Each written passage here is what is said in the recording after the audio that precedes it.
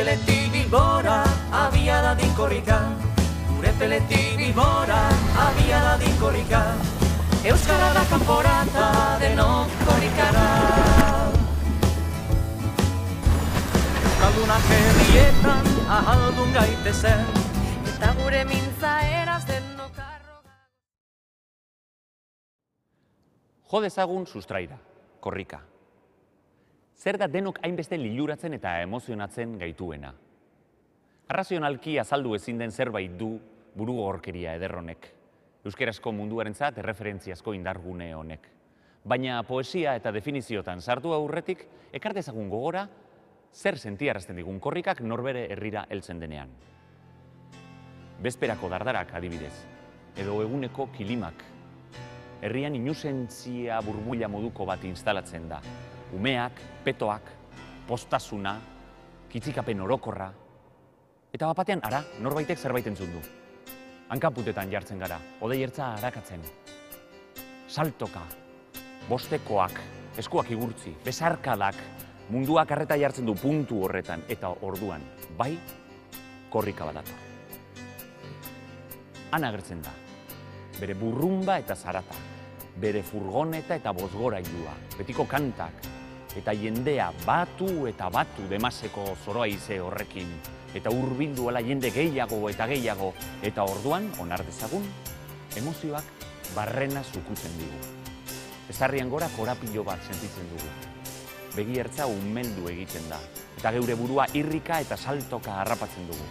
Euskal Herriko herri guztiak mezu eskutu batekin igarotzen dituen olatu koloretsu honi batu eta korrika hasteko prest.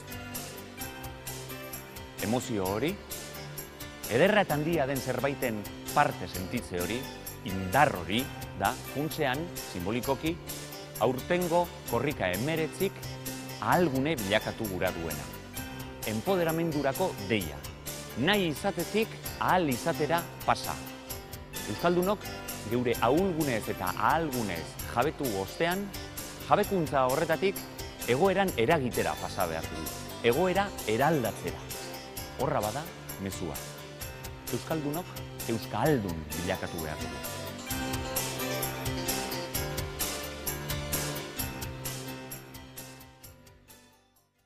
Guzti honetan apur bat sakontzeko, geure ahulgune eta indarguneak hobeto aztertzeko, euskerazko munduan erreferentziazkoak zaizkigun 19 lagun eragileren parte hartzea izango dugu. Korrika 19 honetarako, 19 euskaldun nahi baduzue. Ikus dezagun nortzuk diren eta zer dioten.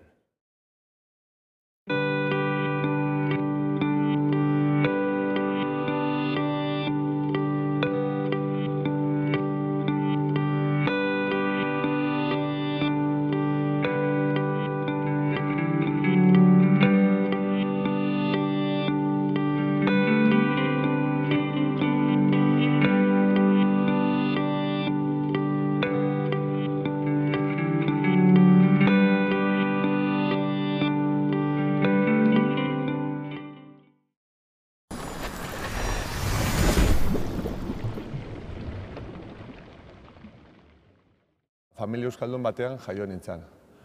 Baina txikitatik nire ikasketak, nire aizia, nire kirola, nire lagun artea gazteleraz bizitu nituen. Eta erabaki nuen euskaldun bizi nahi nuela Euskal Herrian eta munduan. Baina hartara zitzen genuen beti gure artean. Eta etorri zen ikaskide bat, amezketakoa, eta esan zigun alako baten, ez aldizu lotxik ematen beti erdaraz jarrutean. Beti erdaraz izaten. Eta malau, eta maosten, kursortan. Eta nik min hartu nuen min sano bat ez, esan zianen hori, esan zigun, ez aldizu lotxik ematen beti erdaraz jarrutean, zuen artean, dela euskaldun izan da. Eta esan nion ere buruari, honek nahi hau ez dit berriro esango. 12 bat urte nituela, udaleku batzutara joan nintzen Katalunia aldera. Eta kontua zenan gehien bat katalana ez dela, ezta? Niri katalanez egiten ziaten, eta normalean ulertzen nien, da jarraitu egiten nuen, gauzak egin eta gitxo ez da, baina behin ez nuen ulertu. Eta orduan esan ziaten, pero no eres catalán? Da, ez, ni euskaldunen naiz. Entonces hablarás vascuence, no? Eta gelditu nintzen horrela, eta aitortu behar izan nuen, ez nekin euskaraz, ezta. Eta jarritu zuten haiek pixka bat. Baina zeo zer jakingo duzu. Zerbait, bota zerbait, esan zerbait, eta esan nuen txakurra kanpora. Eta, horrek markatu nindun. Hori izan zen niretzat, errealitate hori gordinean ikusteko aukera paregabea, ezta. Nire kasuan gurasoak Kazeresetik etorri ziren Lasartera. Anai arrebak bertan jaio ginen, baina eskola eta ikasketak beti erderaz egin izan ditugu. Orduan harremana euskararekin ez dut inoiz izan. Inbidia sortu zidan, ez? Beraien artean euskaraz egiten zuten nik nun ezer ulertzen eta kriston inbidia pasatzen nun. Eta gero, klabe izan zen, behin kalean nengoela, lagun euskaldun batekin, eta pertsona batek zer galdetu ziren euskeraz, enun ezer ulertu. Eta lagunak erantzun zion. Azte berdinean berriro gertatu zitzaidan, beste pertsona batek zuzendu zidan euskeraz, eta berdinak, lagunak lagundu zidan. Orduan kriston lotxa sentitu nuen. Eta egun hortan erabaki nuen, behintzat, euskaltegira jun behar nula, lortzeko ulermen maila minimo bat, hori ez gertatzeko. Ni beti da nik izena euskalduna, ez? Nire hizkuntza etxian beti izan da euskara. Guk euskara egiten genuen ikastolan ere bai, baina behin lagun ezberdinak ezagutzen dituzunean, konturatzen zara bestia bezalakoa, eta erdera ikastea da guretzat beste batzuentzako euskara ikastea den bezala, ez? Nire kasuan, hasieratik konturatu nintzen euskara bazela zerbait babestu beharrekoa eta alegin berezia behar zuen, ezta. Eta horren harira badaukat anekdota bat, nire etxean beti gogoratzen dena, eta da eskola aurrean hasi nintzenean, oraindik nituen 3 urte ere beteta, gelara iritsi eta irakasleari galdetu. ¿Qué dice Meita que cuándo me vas a enseñar euskera? Orduan nik argi neukan horra nindoala euskara ikastera eta bultzada hori ematera euskarari, ezta. Batez ere norbere herrian, norbera hain zokoratua edo baztertua edo isiliarazia dagoela ohartzean, hor uste dut kontzientzia benetan esnatzen eta oldartzen hasten dela. Eta nik adibidez, oraindik ere, gaur da eguna, Hendaian euskeraz ematen badu lehen hitza, batzutan gazteleraz erantzuten didate, holako mesede bat edo egiten ariko balira bezala, eta horrek beti haserretu eta amorratu izan nau, eta sentitzen dut, oraindik ere nire herrian bertako hizkuntza erabiltzen dudanean, etorkin bati bezala begiratzen didatela. Eta orduan, amorro puntu horrek laguntzen du kontzientzia esnatzen ez ezik, esna era nahiko petrala eta holako indar bat ateratzen barrutik. Eta holako gertaerak zoritxarrez etengabeak dira oraindik. Esperientzia bat aipatzekotan, aipatuko nuke rugbyan bizitu dutan esperientzia bat, nire kirol maitean. Talde txiki bat ginen hastapenean, 3-4 edo 5-6 behar da momentu baten buruan, eta 20-30 talde bat unkitu ginuen, eta ez ginituen denak euskaldun bilakatu, hortik urjuntz, eta ez ziren hortan. Baina, piztu ginen zerbait, eta normala bilakarazti ginuen talde oso batean euskara entzutea, euskaraz pratikatzea. Oso gogoan dakat, baten anarekin gogazela jotzen Santanderren, ez naiz gogoratzen, Euskal Herritik kanpo, zelan janki batzuk, amerikano batzuk esaten zezkuen, eurek juten zirala kontzertu askotara, Nueva Yorken zan, alako hiri handi baten, eta zelan apreziatzen zeben eurok, edo zein herritatik etorritako taldiak euren hizkuntzan eitxia musikia. Karo, azkenean eitzen baduzu musika, eta dano kantatzen dabe inglesez, eta musika azkenean igual nahiko antzerakoa da, edo hori, inglesez eitzeko, esaten zuen, dana eitzen dela nahiko berdin. Baina, karo, ja bakoitzak eitzen badu bere hizkuntzan, horrek emoten zetzan, plus hori. Kataluniara noanean kantatzera beti aurkezpen guztiak eta katalanez egiten ditut, eta gainera euskan prestatuta, eta pila bat landu nituen, ahoskera eta zera asentoa eta guzti hori katalanez ondo abesteko. Goratzen dut bidaia guztia joan nintzen hori lantzen, eta ara joan, hasi nintzen katalanez kantatzen, eta publikoak hasi izan. euskeran, eta kantu erdian katalanetik euskerara saltoin, eta konturatu nintzen baita ere horren atzean zegoena, ez? Karo, beraiek nahi gaituzte garen bezalakoak, eta euskeraz. Harria munduko kultura guziak erabili dute, baina erabilera hori nolakoa izan den ikusteko balio digu, eta horrek esaten digu pixka bat gure nortasun hori nolakoa den, edo nolakoa izan den, eta... Dudabarik elaikoa. Elaikoa oso ondo ezagutzen dotelako, azken batean, iraupen handiko proiektu bat izan dalako, lortu dalako 25 urtean poliki ikasten daben jentia erabat integratzea eta dakigunok erokin bat egitea, nolabaitean hori batera eraman izan da, proiektu kolektiboaren zentzua horrek euki dau, horrek danoi indarra emondozku, bai ikasten zebitzenei eta bai genkixenoi, eta danon artean indoguna da, gure lanpostuak euskaldun duin ditugu. Arerioarekiko eta arbitroarekiko abantaia bat delako, ez nik zeo zer esan behar badiot nire taldekide bati, bai arbitroari buruz, bai arerio bati buruz edo jokaldi bati buruz, ez du lertuko eta nik uste dut abantaia dela. Bota nahi zutela, ikastetxe hartan euskerazko kantak eta bar, zehatzen zirelako, ez da. Nire aitak hori entzun da gero, hartu eta ara bialdu zidan, nolabait, alkartasuna erakutsi nahian eta bar. Gaina oso egun ospetsu esan zen, zeren hainpoza hartu zuen zuzendariak, gesto horregaitik, arratzaldean txango bat antolatu zuen. Han bazegoen zelai txiki bat, eta antolatu genduen futbol partida bat. Eta han jokatu nuen lehenengo aldiz, ekipo semi-organizatu batean, atezain bezala. Eta ordutik gaurrera, Lasaileko atezaina titularra esan izan. Ez dakit entxufeagatik edo ondo jokatzen nuelako. Gure lanbideak afizioa ofizio bihurtuta eta bizimodu bihurtuta, humoretik eta euskaldun sentitzetik euskaldun sentitzera eraman gaituela baigu eta bai gure ingurua eta gure zaleak eta lagunak.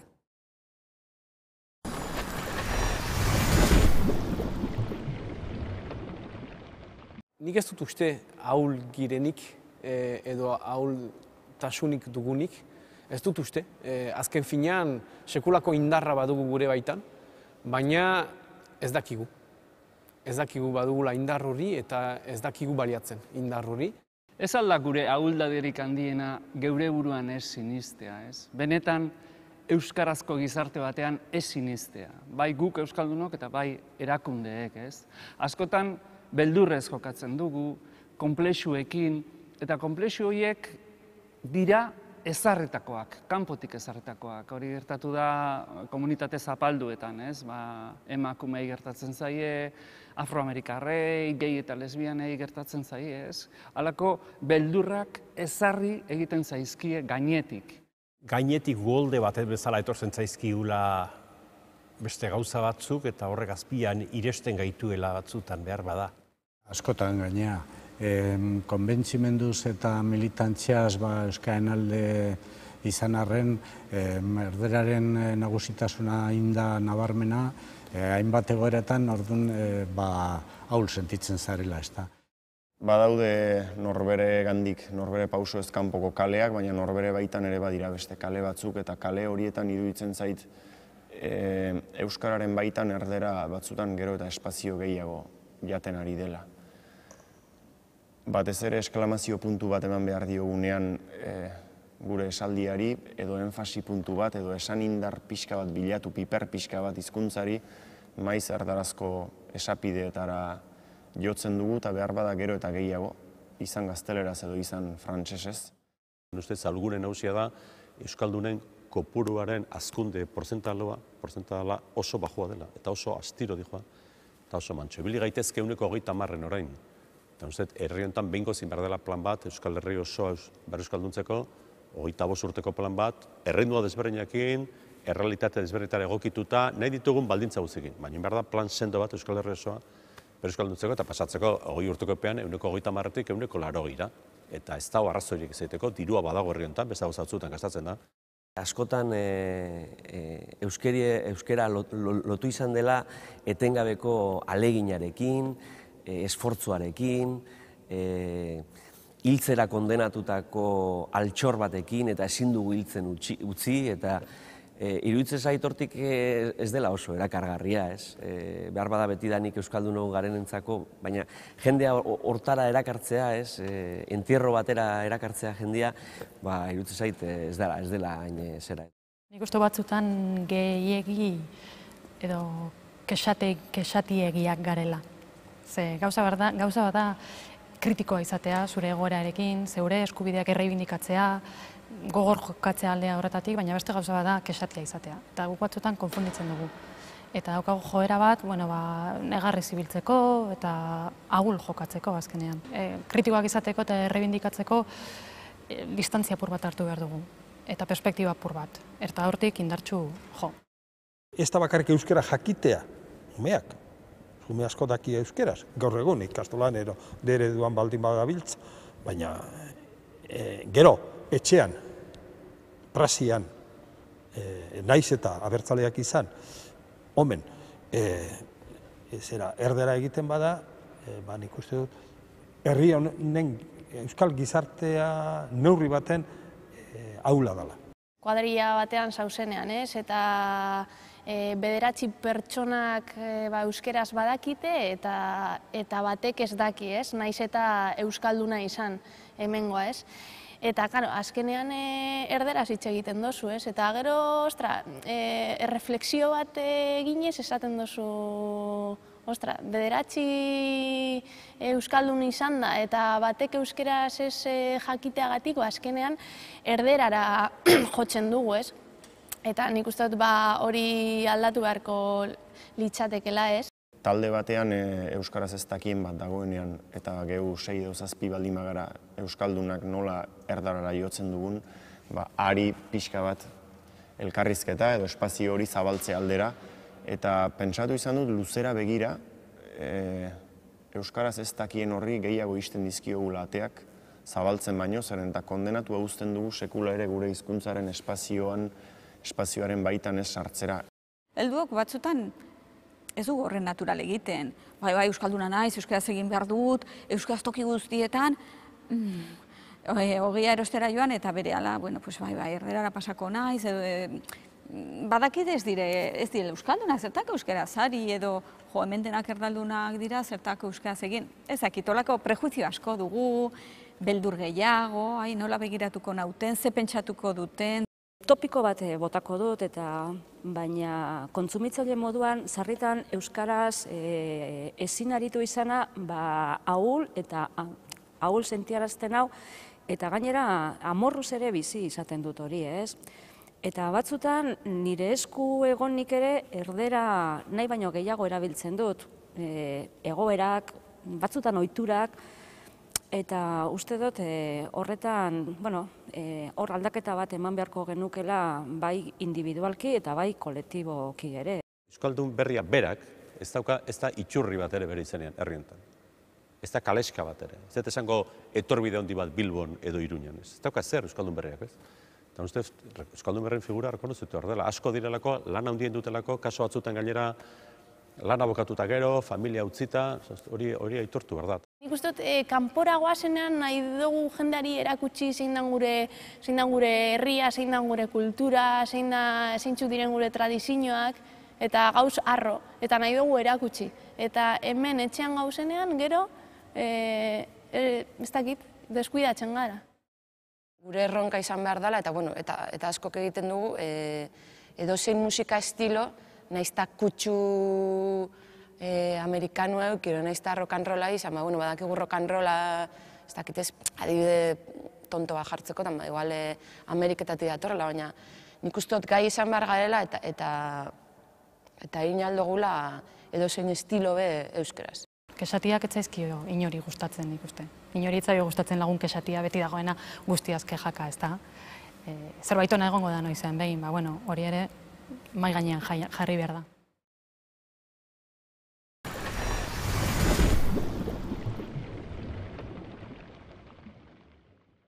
Euskal Herria oino gehiago euskalduntzeko euskaldunok dugula indar egin behar. Ez badugu guk egiten nork eginen du gure ordez. Beraz, ahal hori dugunak behar dugu ahal hori loratu, beste irakatsiz, transmisituz, erakutsiz aho girela, euskaraz hitz egitea, eta xantza bat dugula. Eta pixka bat besteak ahul senditu behar dira, gure ahal horren aintzinean, eta behar diegu ahal horren ukaiteko emeia piztu. Lehenengo gauza bat da gogoeta eginda egotea. Euskara eta gu gehu euskaldunak ze egoeratan gauden, eta zer egin behar dugun euskara aurrera atera ahal izateko. Gogoeta behin eginda, eta hori da euskaldun askok oraindik egin izan ez dutena, baina gogoeta behin eginda erresagoa zaigu non gauden eta errealismotik abiatuta erantzun ahal izatea, ezta? Bizipoza da euskara eta hori da bere ahala handiena, zoriontasuna. Gure barneko indar hortaz jabetzen bagine, mugak ere, barneko mugak ere hautsiko genituzke. Eta bakotsak duen sormen posibilitatea, bakotsak duen sorkuntzaren gaitasuna baliatuko lituzke euskaraz. Eta horrek bakotsaren indar hori interesgarria bilakatuko luke gizarte osoa. Ez gara gutxiago, ez gara gehiago ere, baina gutxiago ez. Gu gara hemengoak. Hau da gure kultura, hau da gure hizkuntza. Eta gauza asko daukagu munduari emateko. Hasteko hori bera, gure izaera. Mundua puzle handi bada, kolorez betea. Guk gure kolorea, gure ikuspuntua, gure izateko modua, hori dena aportatzen aldugu. Beti pentsatu izan dut gauza bat erakargarria egiteko joku bidez egin behar dela. Aktibidade bidez, eta gauzak atsegin eginez. Niretzat klabea da baikortasuna, klabe da duintasuna, eta klabe da pentsatzea euskalduntzen zarenean benetan mundu eder batean sartzen zarela, zure mundua aberastu egiten dela, era bat. Euskalduna ez den batek gauza asko galtzen ditu, gure munduko gauza asko ikuskizunak, idazten dena, konposatzen dena, musika, kultura, eta baita munduari begiratzeko modu hori ere euskara daukana, hori ez dauka. Azkenean, euskalduna baldin bazara, pixka bat gehiago bizi zara, ezta? Mundu bat gehiago bizi duzu, zure bizitzan. Sedukzioa, eta jendeain behar da ilusionatu, sortu behar da lan aipatu den plan orokor hortan sedukzio kolektibo bat sortu behar dago. Definitiboki, denak artistak izan behar girela euskara erakargarriago izateko. Lehenengo bidea iruditzen zait beti dela norbera ohartzea. Ohartzea eta gero onartzea ere bai, zeren eta askotan zeure buruari trampak eginez bizi zara eta esaten duzu tira. Nik nezakena egiten dut eta nezaken horrekin konformatu ninteke, edo bestela bilatu nezaken horren eremua ea nondik zabaldu nezaken, hizkuntzari bide pixka bat emateko beharrezkoa duelako. Euskal Herriak euskararen herria esan nahi du. Beraz, hizkuntzati dator, beste batzuk etniati datoz, Frantzia esate baterako, ero Ingalaterra, beste batzuk datoz Ibai izen batetik, hidronimo batetik, Uruguai. Gure herriaren, gure nazioaren izena, hizkuntzati dator. Beraz, euskararik gabe ezin izan daiteke Euskal Herririk. Hizkuntza bat opari bada. Hizkuntza berri bat entzutia bera, opari bat emotia da. Eta opari hori erreparatuta, eta opari horri kaso eginda, gertutu egiten gaitu. Orduan, pertsonen gertutasuna eta pertsonen komunikazioa lantzeko ezinbestekoa da komunikazio hori gertutik ezagutzea eta hizkuntza tresna bada. Orduan, guri euskerak erakutsi dozku hizkuntzak dauken balixoaz, balixo komunikatiboaz eta balixo estrategikoaz nolabaitean enpresa ez erosein modutako enpresa aurrera etaratzeko. Pertsonak gertutzen daben momentutik eta komunikazioa hobetzen daben momentutik erosein errentagarritasun, erosein izan da ere, dana ona da. Orduan ez dauka txarrik, ez dauka kalteik, dana da ona. Hori da, euskaraz idazten dugunok daukagun abantaila bat, ez dakit askotan aipatzen den, baina gure irakurle naturalak edo lehenengoak, itzulpenik ez badago behintzat, non dauden badakigu, oso gertu daude, eta oso gertu izan ditzakegu. Eta badaude mila bide irakurle horiekin harremanetan egoteko. Eta presenteago dituzu, idazterako orduan. Nolabait audientzia hori begira daukazu. Igual ardura handiagoa da, eta horrek on egiten dio idazketa lan horri. Ikuste dut, euskera sinaldala dana, estilo guztiak, euskaraz bizial garala alor guztietan. Euskaldun izan da eta euskeraz bizita, bidaiatzen dudanean adibidez, asko gustatzen zait, asko fijatzen naiz, noan lekuko hizkuntza minoritariotan, kulturan, azkenean hizkuntza hundien azpian eta mendean bizi diren hainbat hizkuntza eta sorkuntza eta hoienganako begirada asko zuzenagoa eta zorrotzagoa daukat eta iruditzen zait asko aberazten duela horrek, ez? Ni bilak ezagutzen ditut. Erderazkoa eta euskarazkoa. Eta ez dut esango bat bestea baino hobea dela, baina desberdina diala. Eta, bueno, biekin bizitzea privilegio bat da. Balio digun zerbaitei helduta oso errez ez diogula uzten. Helduta jarraitzen dugula, egoerari zailenean ere. Ez dago ez benetan opari hobiagorik euskara ikasitako batek norperak euskara zeiten dotzanean zelako posartzen daben berak dakien euskeriakin komunikatzia baino. Benetan begiak piztu ite jako persona horri. Egin dezakegula gure bidea euskaratik mundura, ez?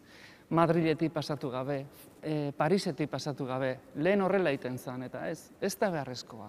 Euskaldunok badugu altxor bat, lurpean izkutaturik inungo irlatan ez dagoena, Espainetan duguna, eta partekatzean zabaltzen duguna. Maitasuna da, musua da eta euskara da, ez? Eta hori euskaldunok bakarrik dugun altxorra da. Euskara transmititzen duzunean, euskara jasotzen duzunean, ari zara zoriontasunera pauso bat ematen, bizipozara eta baloretara. Osasuna, natura, zientzia, kultura, elkartasuna, elkarrekin eskutik helduta, hori da euskara. Esplikatuta ez dutela ulertuko, sentitu behar dutela, eta sentitzeko pauso eman behar da. Eta sartu behar dezu munduan, euskararen munduan. Sentitzen dezunean orduan kontuatzen zea. Zeren kontatzen badizute hortika, bai, kontatu didate hau, bestea, baina ez dezu sentitzen. Sentitu arte, ez dezu jakingo. Barne indarraren historia da hori ustut. Bakotxaren baitan senditu behar gira azkar. Gure kulturaz, gure hizkuntzaz, gure naikeriaz eta gure geroaz. Hori lortzen balin badugu, indar bakotxaren sumaz lortuko dugu mundu osoa. Ez da gauko gaia, Etxeparek jada erraiten zuen, euskara jalgiadi mundura. Ez da gaurko gaia, gure imprimatu izan den lehen liburuan jadanik hori idatzia zen. Aspaldiko tema da, baina nik uste dut ez dugula oraindik barnatua. Nik zalantza barik, korrika bera, aipatuko nuke esperientzia kolektibo moduen. Korrika berak daukan gaitasun hori indarmetaketa egiteko izugarria da. Jendea, eragileak, instituzioak, batzeko duen ahalmena izugarria da.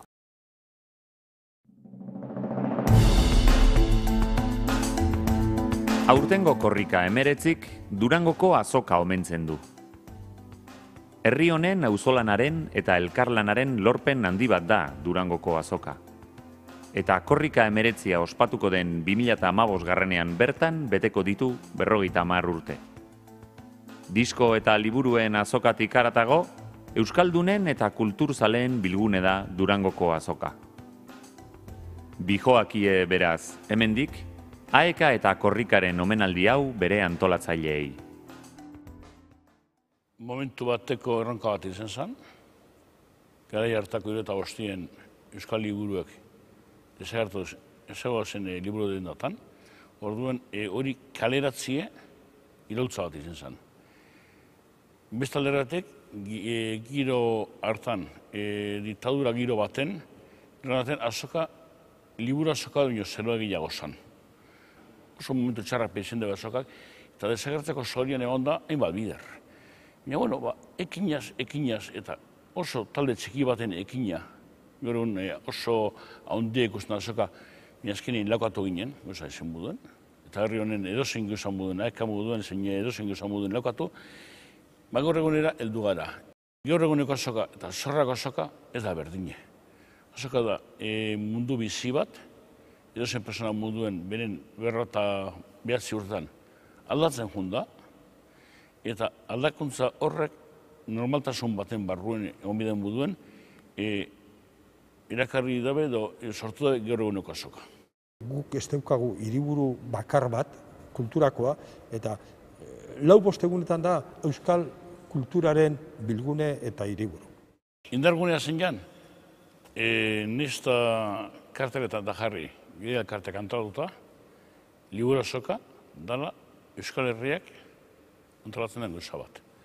Orduen, nesta karte bat faleu, nesta karte batek arazo gizan, norbait ongo dela aurrera jarrituko dauena.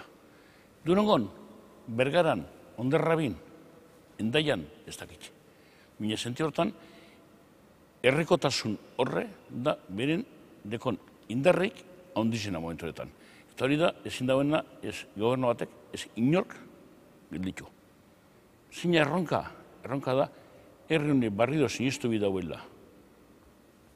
Horrek, azoka, aeka, eta hainbat gauza berrizena dekola, eta hori beren esku dauela. Ez dagoela, udaletxe baten, foradundi baten eskuenez.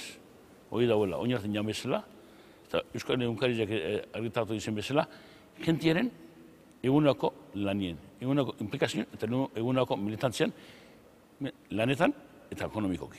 Korrikak alfabetatzeak, euskalduntzeak hasieratik horren arduradunak, hasi Ricardo Arregi, orain danan arte, nik uste dut bai irakasle eta bai arduradunak faro bezala azoka hartu dutela. Da guretzat, geregatorrontzat, ore bat eta eskertzekoa da korrika horrekin konturatzea eta guri aitormen hori ematea.